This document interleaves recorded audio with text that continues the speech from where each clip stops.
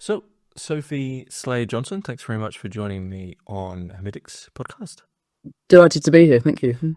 We are discussing your recently released book, Code Damp, An Esoteric Guide to British Sitcoms. This is a strange one for me because about 80% of my audience is American. The bulk of the other is British. And this is a very emphatically British book with a, to sound a little bit pretentious, that encapsulates a certain British span of time and temporality with regard to sitcoms, which you have interspersed with and brought together in discussions of a sort of strange, liminal, cynical, oddly comedic, initiatory discussion around alchemy, folklore, comedy, and many other things, primarily from the show Rising Damp and The Fall and Rise of Reginald Perrin. These are the two sort of cornerstones. But alongside this, there's also, we were discussing before we started recording, there's also references to Derek and Clive, the TV show Bottom, and also Chucklevision. And it's a really strange book. And as I've been emailing you about, it really has brought to the fore something oddly just strange and liminal about that era in British TV and British sitcoms especially. But hopefully, our discussion will be much broader than that on sort of haunting and folklore and comedy and things along these lines. But yes, please tell us a little bit about yourself, what it is you do, and the origin of this rather strange book. Thank you. Yeah, the musician David Tibet said it was the strangest book he'd ever read, and I think he's read a lot of books. But hopefully, despite its kind of clearly sort of it's riddled with kind of Britishness that runs through it like a stick of rock, which is appropriate given my seaside sort of a hermitage where I live in Southend in Essex. But having said that, hopefully it's kind of really the sitcom, particularly the British one, obviously, is like a prism through which to kind of see different colours of existence. So really the sitcom's a device for kind of thinking about ways of living in the contemporary and in the past that really hopefully could speak to everyone, whether they have a kind of the encyclopedic kind of weird knowledge of like old British TV or not. I'm sure it's a help me if you do for this. But really, yeah, the book came about as really kind of a condensation of kind of obsessions that I've had for a long time. I don't just write. I'm kind of an art lecturer at Goldsmiths College in London. I did my PhD there a few years ago in the art research department. And I'm also a visual and kind of performative artist, kind of a spoken word output with kind of cassette reels and things. So I would say that the book is kind of like one kind of condensation of a kind of series of imageries and kind of obsessions that kind of find themselves distributed across all those different forms. And I say condensation sort of specifically, I guess, because there's a kind of atmospheric or kind of meteorological kind of almost kind of psychoanalytical kind of understanding of, I guess, condensation as something, as this kind of form that rises, of course, like damp. So yeah, and also I should mention journalism. I'm a kind of local journalist for a paper called Leigh News, formerly the Leigh Times, which was set up in the 80s here in my hometown. Kind of a stalwart of kind of very old-fashioned local journalism, which I'm just about kind of clinging on to, but which informs a lot of the book, actually. So the kind of the parochial existence of kind of living in a seaside town and the news that you would write about with that kind of feeds into my character in the book and into sort of just the weirdness that you encounter in the everyday, which is kind of partly also what the book is about, like almost kind of the religiosity of the kind of everyday weird, which I guess what for me is kind of partly what the sitcom encapsulates. So yeah, these kind of ideas of landscape, horror, sort of strange old forms like alchemy, they all kind of have kind of condensated into this kind of image of the sitcom, but not just any sitcom. It's particularly the sitcoms of Leonard Rossiter, who's a once like incredibly famous kind of comic actor of the 70s. I'm not sure if as many people will know him now, but his face kind of hits you like a blow, like he's kind of mercurial and kind of manic, kind of shamanic as well. So yeah, that's kind of kind of distilled into this idea of damp as kind of the driving force, which kind of like humorously borrows part of the name from his main comedy, Rising Damp.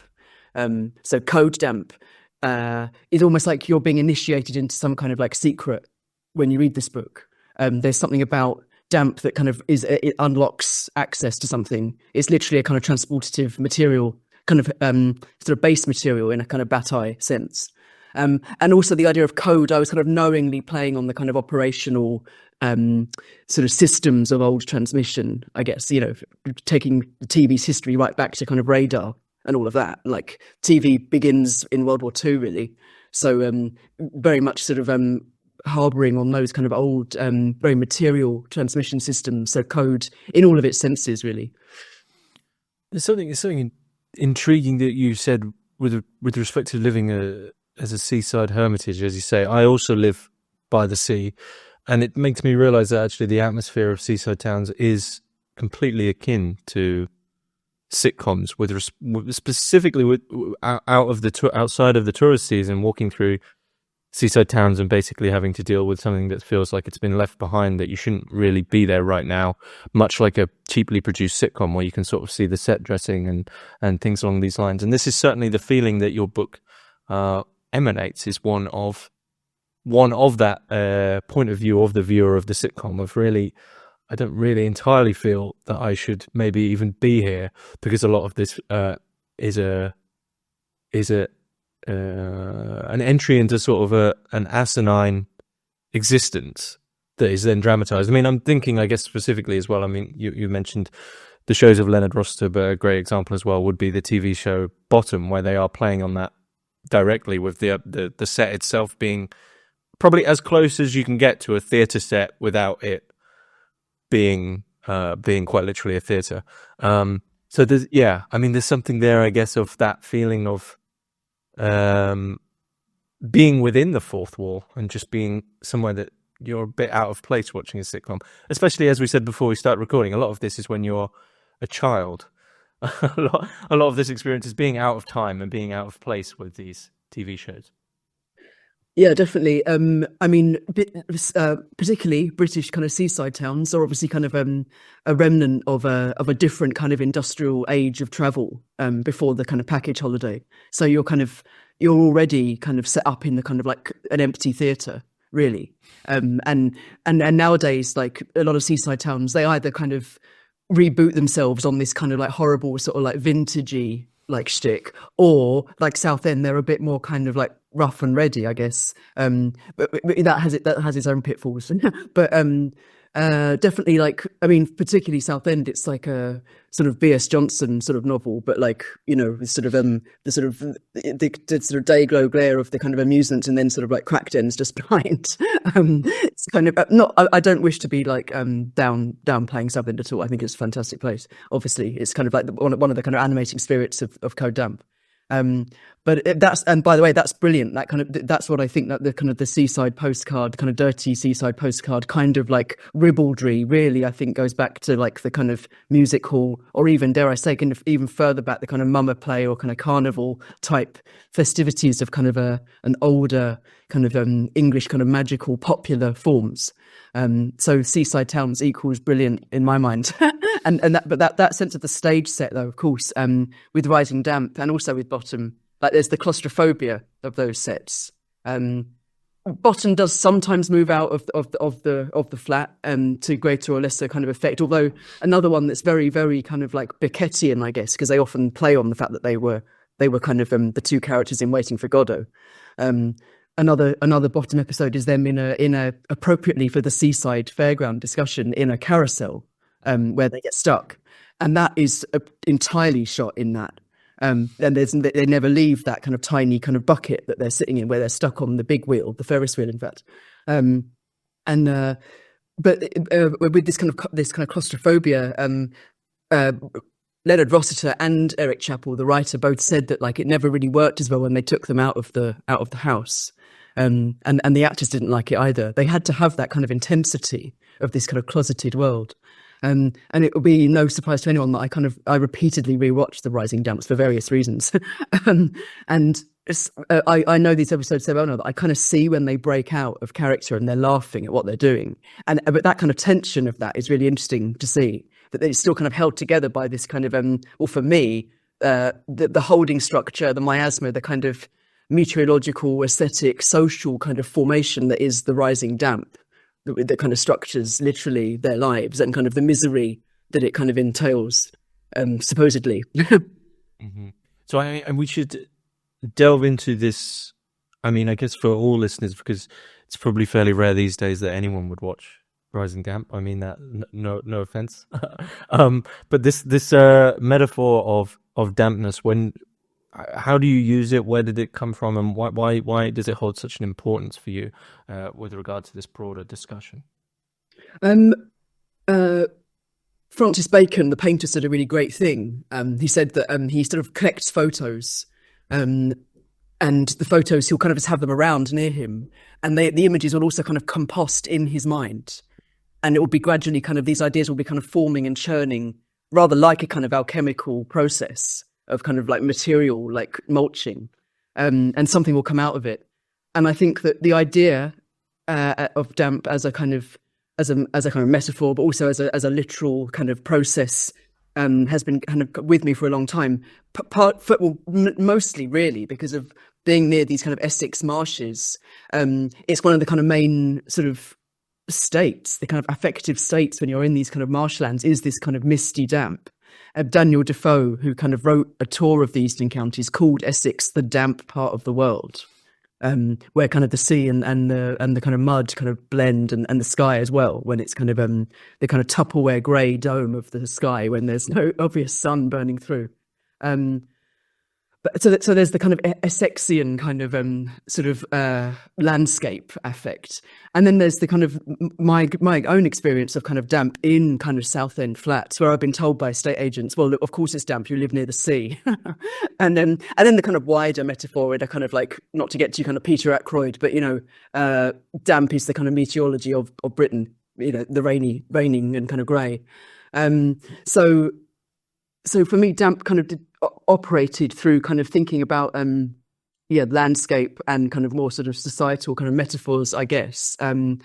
But then it spoke to me in my other kind of obsession, which is like the creation of writing with cuneiform tablets, which is like a curveball, I guess, in all of this, which is hopefully where Code Damp doesn't become just a kind of memory bore, like hymn-shaped. It kind of collides things that you wouldn't expect to be collided together. And something happens in that collision, I hope. So Mesopotamian cuneiform is, I think we can all agree, not British, coming from like the basin of what is now Iraq, and where writing begins. But that's also a marshland. So the beginning of writing on these cuneiform tablets came from this kind of base matter, in a very kind of Bataille sense, a kind of base matter of the marsh, which I also kind of fabulate as being linked to the kind of base matter of the Essex marsh. So there's this kind of rift between abstract knowledge and experience. So like the hardening of abstraction into writing and the experiential thing of damp. It all kind of collided in this idea that like writing and damp are linked. And then of course there's the Marquis Smith lyric, "Damp records the past." So all these things led me to realise that I thought that damp was kind of the medium of history. Damp was this kind of like transportative medium that allowed you to kind of time travel.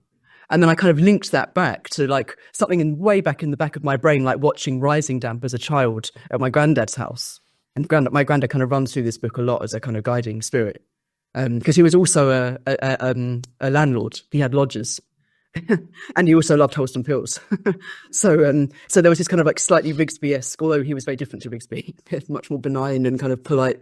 But so yeah, it was all those things. But it's something about kind of the modern experience of kind of this sort of movement away from meaning, with kind of religion, kind of the lessening of religion as a hold for a meaning structure.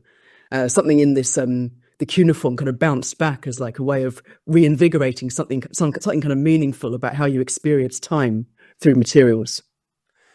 That was going to be my next comment, because abstractly it's time, and specifically the strange folding of time that is happening throughout this book, that is also another sort of strange recursive guiding current. Because we were speaking that before we started recording, that one of the sort of issues of British TV, especially in the era between like the mid 80s, I guess actually going a bit further back than that, but let's say 70s through to the early 2000s, was one, something that now will be completely lost to time, is the idea of, I could say I had 5 channels, but actually it was 4, and channel 5 was always fuzzy, so I never watched it.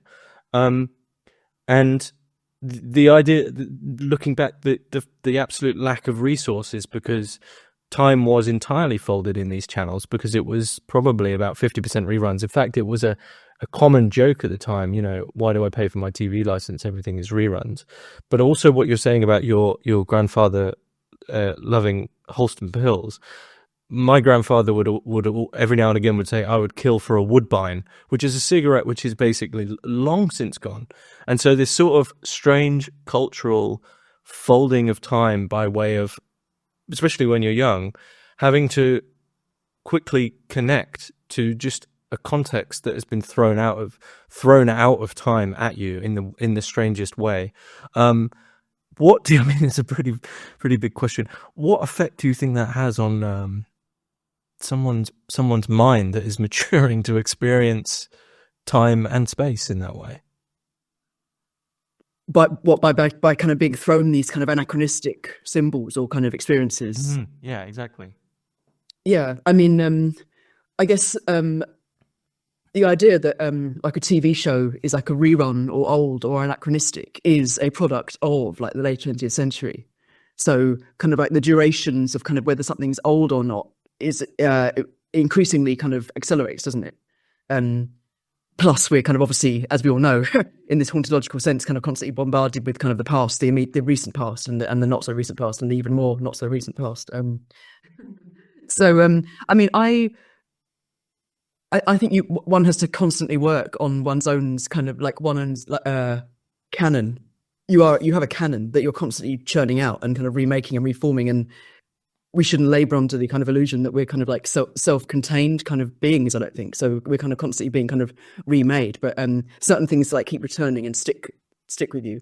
So clearly for me, the sort of the Rising Damp kind of all I can really remember is like a colour and like the kind of jaunty music and its relationship to the house in kind of further Essex I was watching it in, and it's kind of small kind of almost sort of bungalow house, with the kind of like single pane windows and the organ music playing, because my granddad was an organist. So these kind of affective qualities are almost just kind of as resonant for me as kind of like the London fog of the 50s as a kind of atmospheric thing.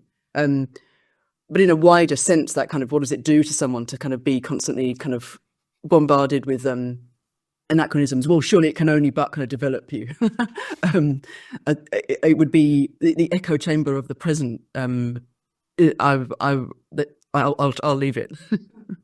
Okay. But I mean, but in a more serious sense, we are kind of formed through technology, and I mean, for that's arguably our lot. We are kind of constantly kind of remade through whichever kind of mnemotechnic we are, kind of in the atmosphere of, whether that's just like the printing press or celluloid or radio or kind of Instagram or whatever.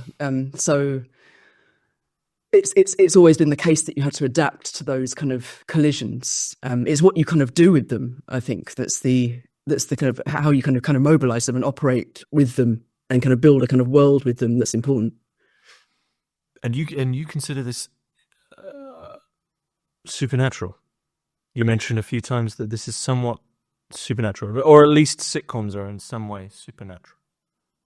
Yeah. Well, I guess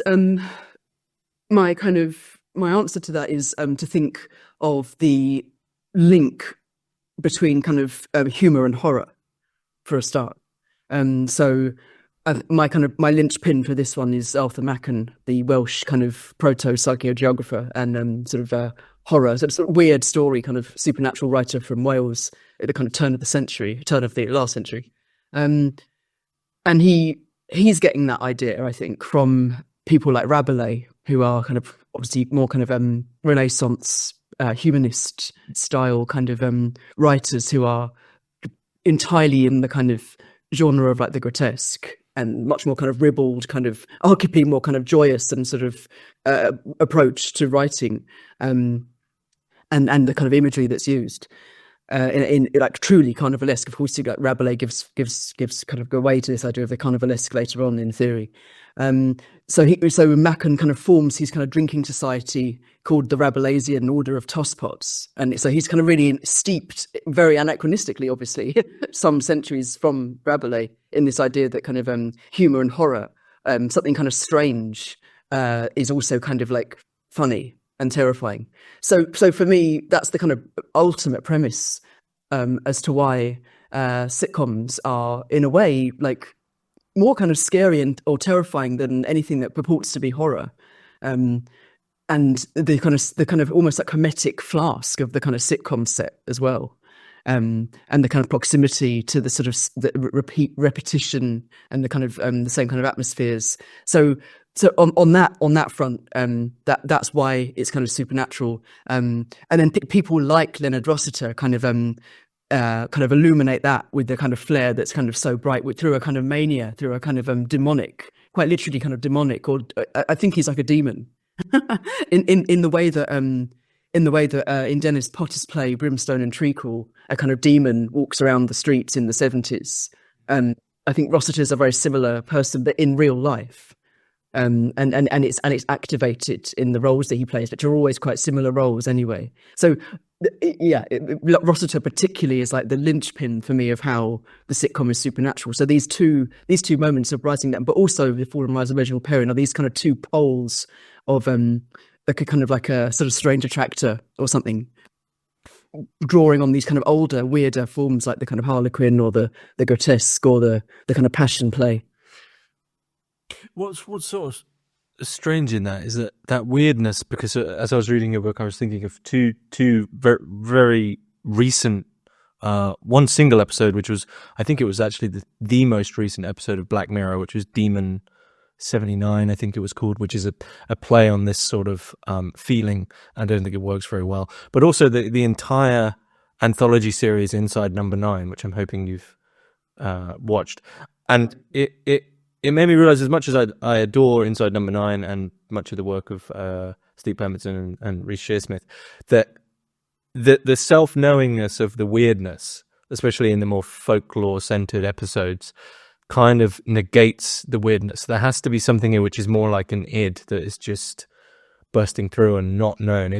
This weirdness doesn't work in a postmodern sense where you can really play with it yourself. There is some other force, like you said, just a memory of a color. For me, in terms of sensuality, my memory is just of those really horrible tones of like soap opera, like Coronation Street, like the horrible brass instruments. That's my memory of that era. So you have a horrible orange tone from a TV, and I just remember brass instruments and sitting in some dusty lounge. But that doesn't seem to be able to be replicated as an explicit thing. There's some other force that is some possession somewhere, I think. Well, certainly coming from the 70s, I guess. There's no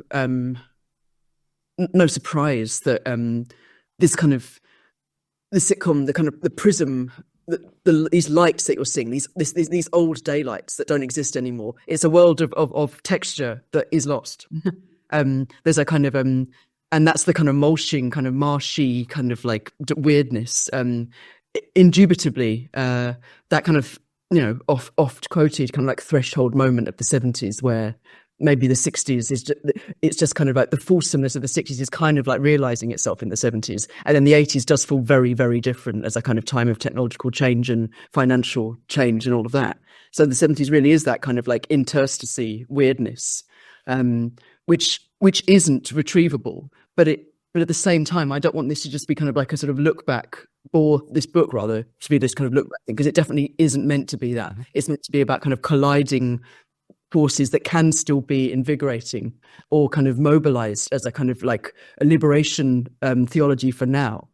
Like we don't have to just be kind of drab and kind of like socially conditioned. We can have this kind of like carnivalesque mode still. That's not to say that the kind of even the very kind of like technological features of an old sitcom, that's never retrievable.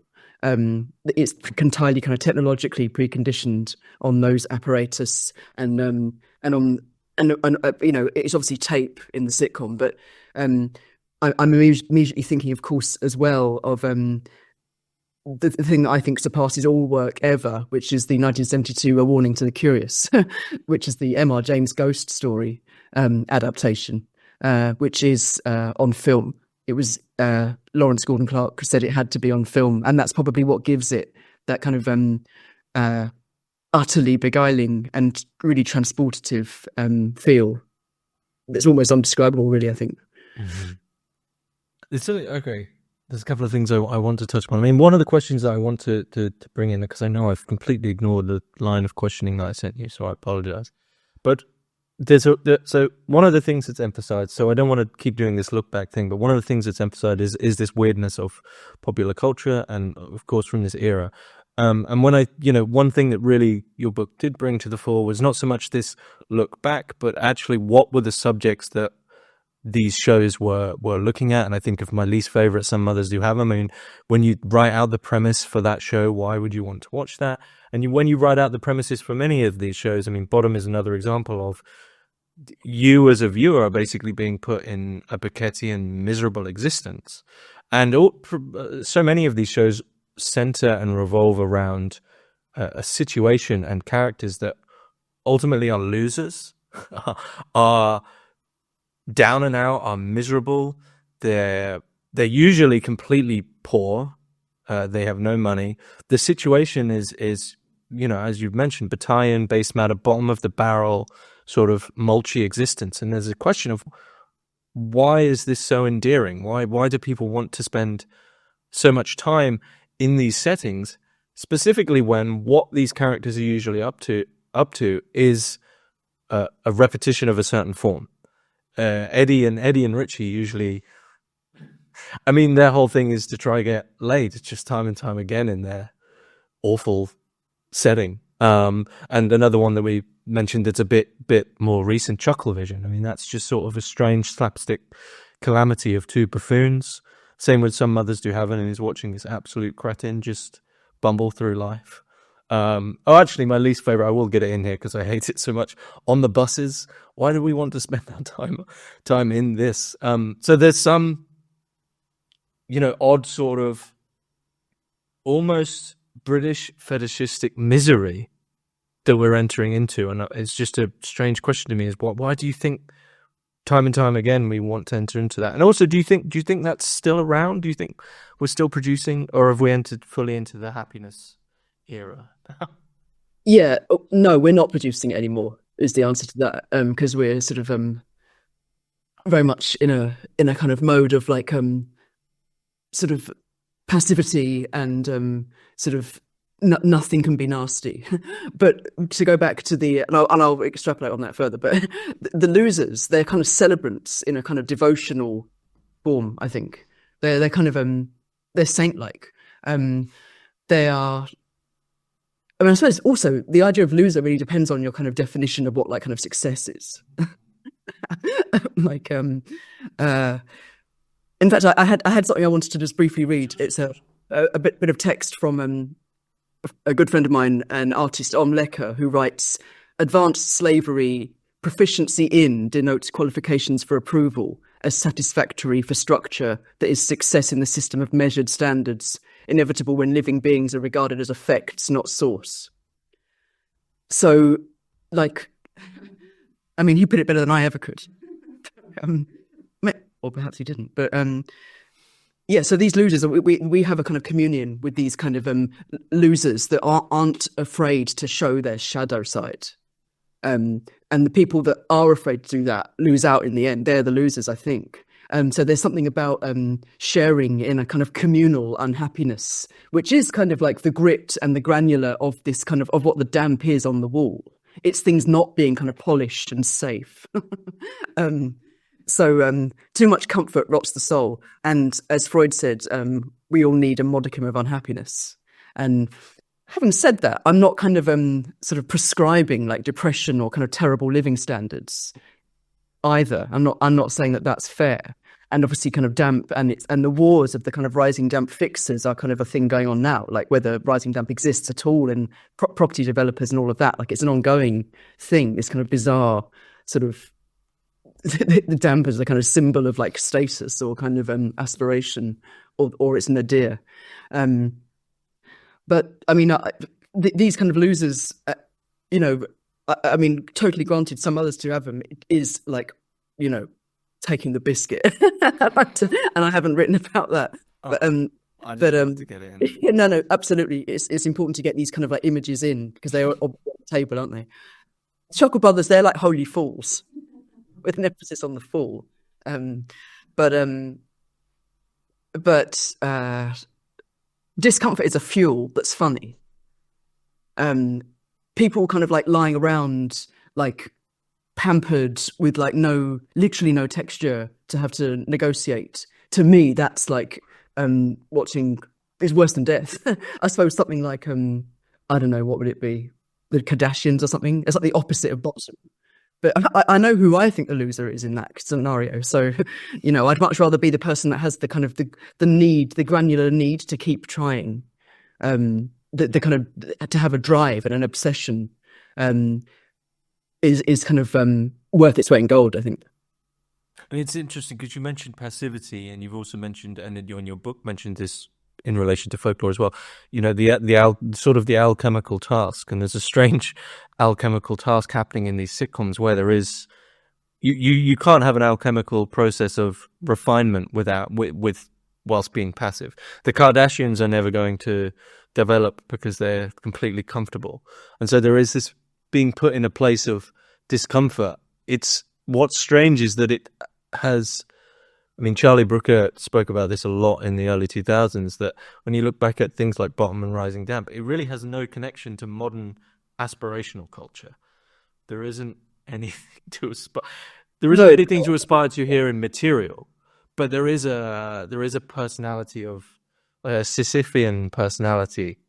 So it seems detached from capitalism now, and it seems detached from much of what modern TV would say, which is usually a reinforcement of normality, a reinforcement of...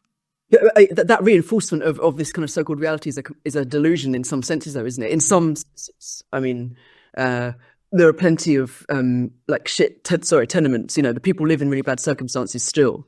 Like, there's not enough housing for people, and people live in kind of bad conditions, which I'm aware of as well. When writing this and thinking about kind of the kind of metaphor of where you live and all of that. But there's something about the kind of the like I've said, like a kind of creative communion of these, the camaraderie, the kind of almost like it's like a conjuration, the camaraderie of these sort of being together, which, you know, in your kind of like fancy like house, like you don't necessarily have. As a kind of local journalist here, actually, I was thinking about this today. There are some really great old buildings here in Southend. There's this old Victorian pub called The Grand, where pub rock group Dr. Feelgood from Canby used to play a lot. And there's also a place called the Royal Hotel on Southend High Street overlooking the estuary, which used to house like Junk Cub in the early 2000s, where we used to play a lot when I was a teenager, as in like play music.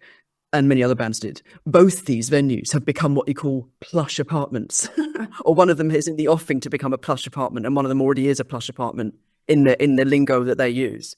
And I was thinking, like, there's a kind of like all these kind of like magical buildings that were kind of like the sort of transit zone for kind of actual experimentation and life and messiness to happen. Now they've just kind of like sealed off for rich people, where rich people can themselves kind of like seal themselves off from anyone and like not have to feel the sort of like the grit of any reality. I know I'm probably essentializing here, but it seemed really kind of it was a kind of heightened realization of mine today to kind of think about those two kind of like buildings which used to kind of like throb away as like sites of potential, both from the past and in the present and hopefully in the future, now being kind of sort of like comfort zones where there's like nothing can get you. Yeah, I mean, that brings to mind, I mean, this is almost like a ridiculous comment to make, but you mentioned the word messy, and there's something, I mean, Rising Damp, of course, we have the damp, we have the mold. I actually have 3 currently doing it. a mold test actually of some mold growing in little containers in my kitchen at the moment to test my house, which does have damp.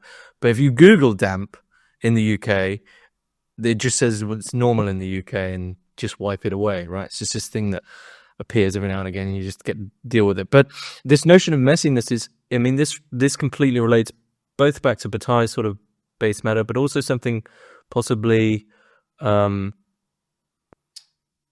mostly related to Bataille, but I'm thinking of, Bottom is constantly making jokes about excrement and vomit and also just slapstick violence, and then Chuckle Vision as well, which this seems oddly absurd to be talking about this on the podcast, but there was just also alongside this this temporality that you're talking about was pies in faces and a massive gunge.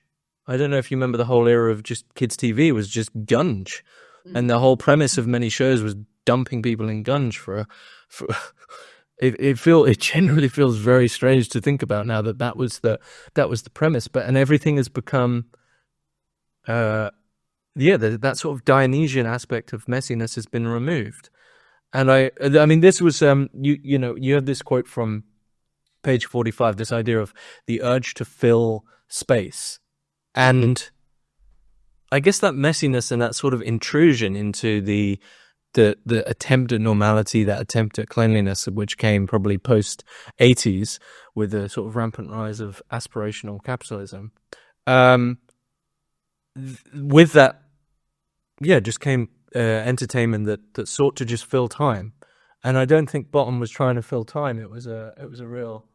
No, it was like it was staring into the abyss. Watch TV and stare at the abyss. Yeah.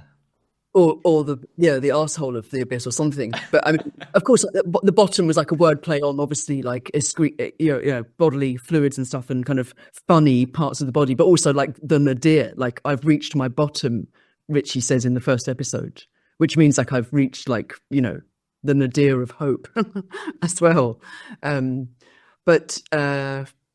So yeah, sorry. What was the? Well, I guess largely on the idea of filling this idea of the urge to fill space, because what's strange is that many of these shows that are mentioned in the book, and once again trying not to do just to look back, many of these shows, the ongoings are completely asinine. They wouldn't be produced today because there isn't nowhere near enough sort of events and happenings, and the plots of some of them might just be someone takes a phone call or something. So it's the characters, the setting, this general atmosphere that holds it. And yet they're not just filling time like so much contemporary forms of the same thing. So I just wonder. Yeah. It's not just hot air or flat screen kind of like landscapes. Well, I mean, the phrase filling space is interesting. You pick that up because I mean, in the book, it's in relation to graffiti. So I was kind of writing about extrapolating from kind of damp as a kind of ancient writing on the wall, like an ancient kind of force bubbling up from the marsh, basically on the sitcom wall and on all our walls, as a kind of as a sort of an ancient kind of text, literally the writing on the wall, and kind of extending that out into kind of all forms of kind of public graffiti, really, as a kind of an urge to kind of negotiate like public and kind of flattened space and to kind of inscribe onto it and to kind of make it kind of magical and living through kind of experience. So many forms of graffiti do that, like from the church to the toilet wall, literally. So there's a kind of living kind of like carapace of thought on those surfaces. So that's the filling of space, which to me is obviously the complete opposite of just kind of like the camera rolling on nothing. I'd rather just have a camera on a toilet wall and read all the graffiti for an hour than kind of most TV, which is a shame because I'm not against like popular forms, as I'm hoping I'm making clear. like popular forms can be the kind of the sort of like magician hiding in plain sight that you need, and that's obviously what these sitcoms to me were. With benefit of like, I don't know, 40 years hindsight maybe. Or 50 years, in fact, sorry. Rising Damp was 50 years old last year. Which, half a century seems like a long time, but I don't think it feels like it's that old. Or maybe it feels like it's kind of like really BC, that sitcom, actually. I mean, that's kind of what I'm at pains to suggest, that it's like transtemporal, but at the same time, very relatable. I always talk to my pal Irving Finkel from the British Museum, who's kind of like my Akkadian intercessor, who kind of writes my Akkadian stuff for me. He's the kind of cuneiform expert. And he says, like, everyone's been the same for millennia. Like, actually, if I had a Mesopotamian in my office now, I think I'd really recognise them. So there's these different kind of scales of time and how we can relate to people that kind of cast into those spaces. Yeah, I mean, maybe it's survivorship, possibly survivorship bias, then I guess, but just the fact that I can bring to mind far more distinct feelings from all of these different shows, especially the soap operas and things like Heartbeat and things like that, compared to now when I would assume that far more is being created. But to turn, because you mentioned a couple of very intriguing things, so I want to draw on the folklore aspect of you. Do you, and also you mentioned liberation theology, so I want to go back to that because it's very intriguing. But the folklore aspect, do you see that that sort of almost initiatory experience of engaging or being engaged by this media with really probably no choice of your own? It's just there on the TV. Is that a contemporary form of folklore for you? Almost as if someone, like a shared folk experience, like you've seen the Black Shark. Yeah, I also experienced this thing that you are talking about. Oh, so you mean like the kind of the communal appointment of watching TV together? Is that an initiatory thing? Yeah. Is that what you meant? Or yeah, no, that is what I meant. I was, I just don't. I don't want to put words in the book that aren't there. That certainly is that kind of that appointment in the evening to kind of gather round the idiot's box, the devil's lantern or whatever it is, which is perfectly fine by me to call it that, because that kind of like plays up to all the things that I think popular culture is, which is like ultimately devilish but operating in disguise. But we were going to talk about kind of like the absence of myth as a myth. Mm-hmm.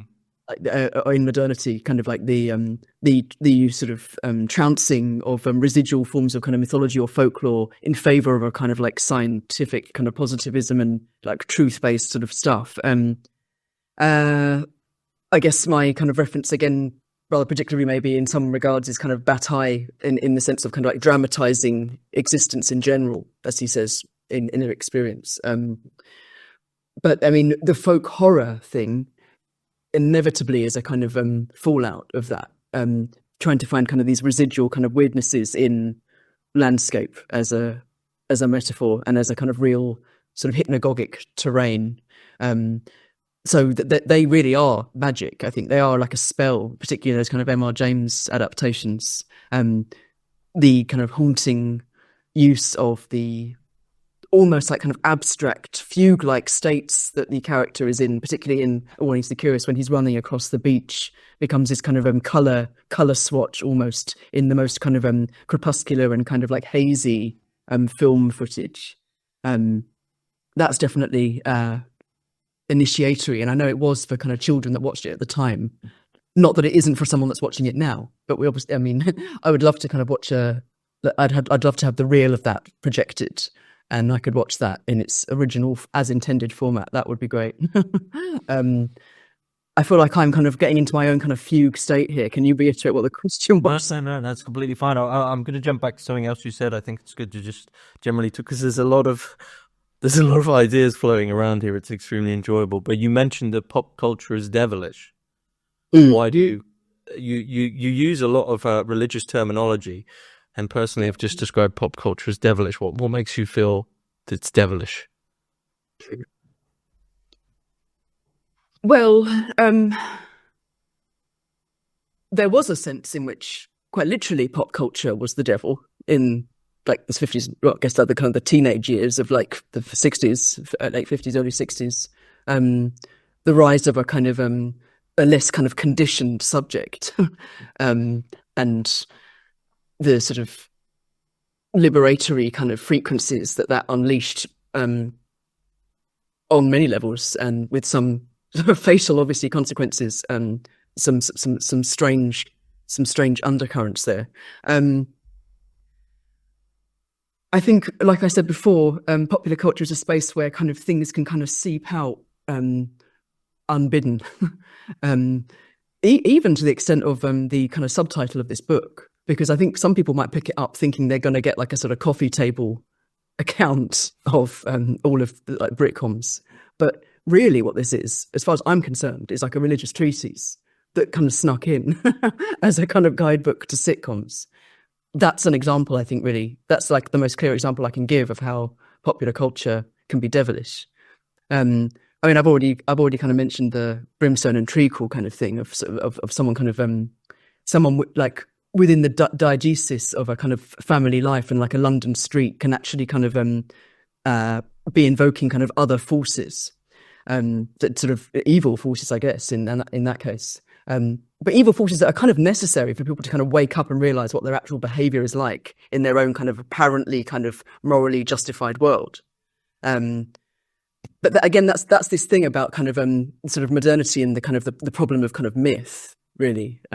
When you kind of give up everything to one kind of way of being and kind of suggest that everything else is wrong, you're kind of you're just laying open the possibility for kind of like chinks in that monolith to let in a kind of a different light. And that's where kind of pop culture in its rise becomes the site, I think, where sort of other possibilities or other frequencies like gradually seep out. Hopefully not too much, because they need to be occulted to be interesting, I think.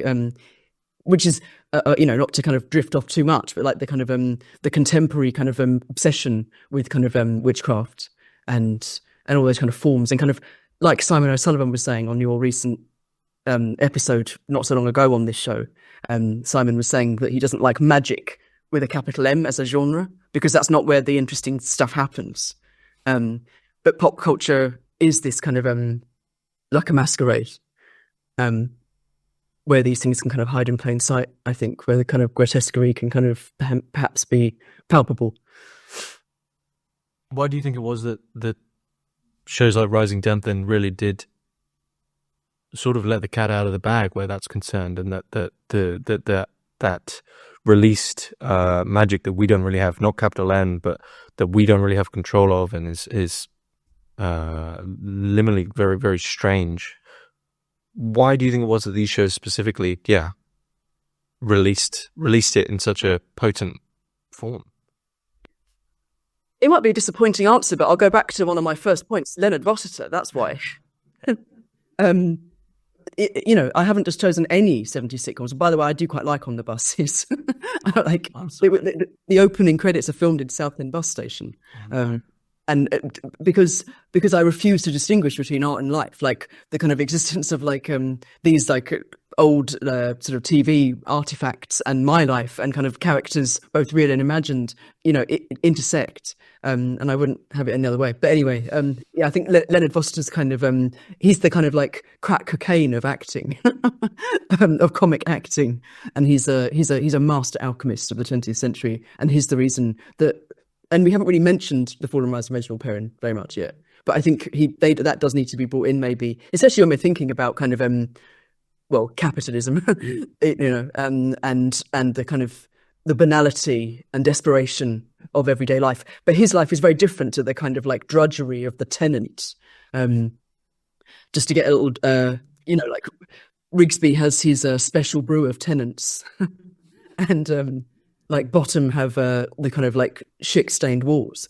Reggie Perrin has like an ostensibly really kind of slick middle class kind of sorted out existence, but within that, it's kind of like howl of pain, symbolized in the scream at the end of the early episodes. Each time it ends, he kind of screams at the end.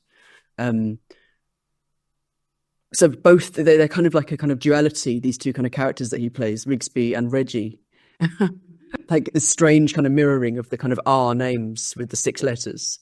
There's something sort of. I don't think I've even got to the bottom of like what's going on there actually, even so yet. I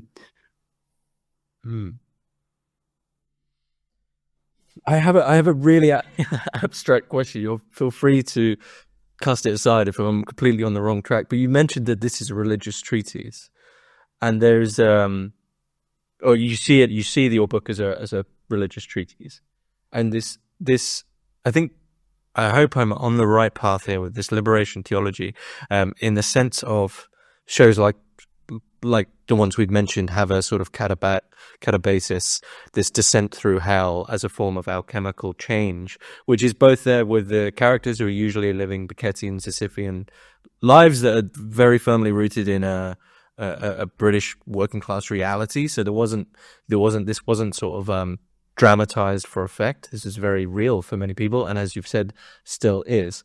But I wonder to what extent there is an opening for something such as a savior or redemption, and what that would actually be if this is a religious treatise. Because many of these shows, I can still imagine, like if I was to think now, I can't actually remember how Bottom ended. It only did 3 seasons, didn't it? But if I was to think now, I can still imagine those two living in the exact same existence. So many of these shows really did feel like, we'll close the door, and very few of them, I think, got an ending. And when they did, it was usually felt really wrong. It's a kind of a carousel. They are, and I mean this with all seriousness, they are there now, living out those patterns. Like they really are, even if that reality of that is in the collective, the good ship, the unconscious of all the fans. But it's like it's there. But that kind of crepuscular, like golden thing of this kind of this acting out of these kind of archetypal patterns and pains, that's going on all the time now and forever. In terms of like savior, I've never thought about this in terms of there being a kind of savior at stake. I don't think. My kind of liberation theology is that there is something stranger, damper going on under the surface, whether you want it to be or not. And Rigsby and Reggie offer these kind of maniacal kind of patterns for a kind of like a less conditioned kind of subject, I guess. And inbuilt in that is the acknowledgement that like these mass entertainment or like popular culture or like pulp modernism, as Mark Krischer would call it, these things are the replacement for myth. Like the structures built over the 20th century did make of these kind of cultural forms a kind of as far as I can sort of see, like a replacement for like other forms of kind of societal kind of cohesion. These became like really important kind of like, in a Colin Wilson sense, kind of like peak experiences. This kind of collective watching, whether that was clear at the time or not, that's what I think they are. Though, to return us back to like the humour and horror, like dialectic, like it's all those things, it's all those essential ingredients that do posit pre-globalization comedy as a liberation theology, as Omleka wrote for me as part of my press release. And I'm sticking with that. Do you think people can consciously get initiated? I've always been a kind of lone operator, so in that sense, I don't really mandate or kind of prescribe kind of group behavior in that sense. Kind of like things of some others do have it. Yeah, group maybe that. But in terms of like the really hard work that is like the kind of spiritual work, that kind of has to be done solo, I think. The initiation is kind of ludic in the sense of kind of like a collective kind of like joy in these things and in the serious matters that are being kind of raised to them. But I mean, I'm very happy to kind of like whittle off a kind of membership card for anyone that wants one. But I also meant that feeling that comes from this era and many of these shows. So much of that is also for me personally. I don't know about yourself, but there's something strange happen with high definition when things have been remastered. That's one aspect of it. Watching this sound like someone who loves vinyl records over CDs or something, but watching Bottom or once again some others who have them or any of those era shows on an old box TV with their sort of grainy speaker in a lounge that only has one light on or something like that. If I was to do that on this monitor now, I would probably just feel unwell because I'd be able to see the high definition of it all that isn't meant to be there. So I wonder, that's my roundabout way of saying, do you think that moment has passed, or do you think that there are means to put one's feet back in that moment of strangeness. A strangeness which you're suggesting, and as I have also, I guess, said, is kind of technologically be determined by the kind of formats that it's like consumed in. Yeah, I mean, I too feel like I want to vomit when I see those kind of massive higher definition screens. It just makes me want to kind of like go and hide behind like a pub carpet or something. I'm glad someone else has said that, because I just don't understand how that's in any way like operative or like pleasant. That kind of high definition, kind of like glaring kind of, I mean, in some ways, just to kind of hold two opposing opinions at once, in some ways, the grotesquerie of it is kind of brilliant. In that way, it's kind of code damp, but just on a kind of an embodied level, I find watching those kind of, that kind of high definition, kind of like slick kind of like color where people's faces almost look like they're melting, as just viscerally difficult. And I get a headache. But maybe I'm kind of overly sensitive. Maybe in this kind of desensitized and once desensitized and over pampered entertainment realm, maybe that's dandy.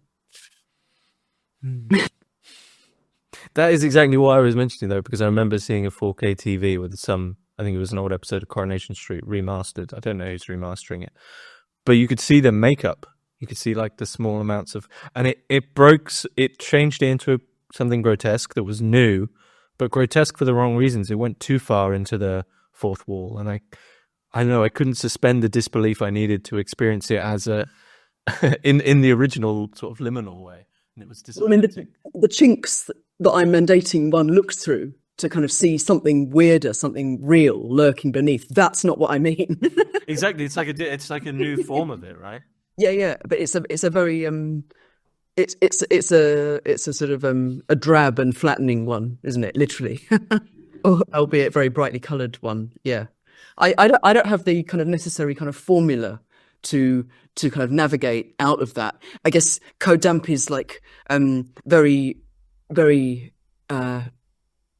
it really wants to be kind of transtemporal. So it's deliberately colliding, like I said, kind of not just the 70s, but things that are kind of BC and hopefully into the future, because this will kind of develop, and this is just part one of at least a trilogy.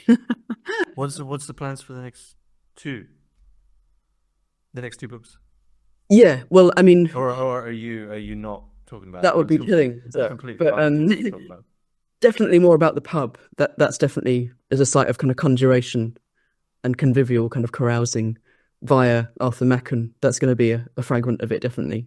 So kind of finding new kind of sacred zones, I guess. The sitcom was this one, obviously. Finding other kind of weird sort of transtemporal realms within which these currents can kind of explode. And a realm that is also, like the TV, not just in the past, but very much of the present, in all its vicissitudes, the pub. So yeah, thinking about that. Mm-hmm. Is there anything you'd like to add about your book that you feel is key that we haven't touched upon?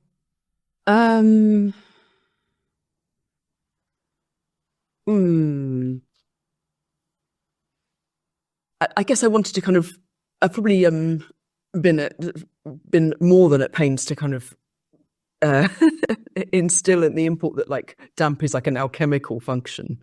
It's sort of transformative. It not only has kind of the alchemical properties of like collecting dew from the earth in the morning to use in the great work, but it also has the kind of transformative powers of sort of time travel as well. Damp is the kind of the porous material that gives us access to these worlds, and also, by the way, gives them access to us. I really hope that Leonard Rossiter is engaged in all of this. Time travel methodologies is what we need. That's what you want people to take from the book? You want them to lean into dampness and travel through time? If you like. But no, like, just kind of insisting on time travel methodologies. But everyone should have their own, really. This is just kind of like, this isn't a kind of replicable model, I think. It's kind of if anything, it just wants to kind of instill the need to kind of like dramatize these things in a sedate and possibly drunken way sometimes. What are we doing if we're not time traveling? Are we just stuck in a sort of false present that we think is now, but really is we're confused? Confused to pieces.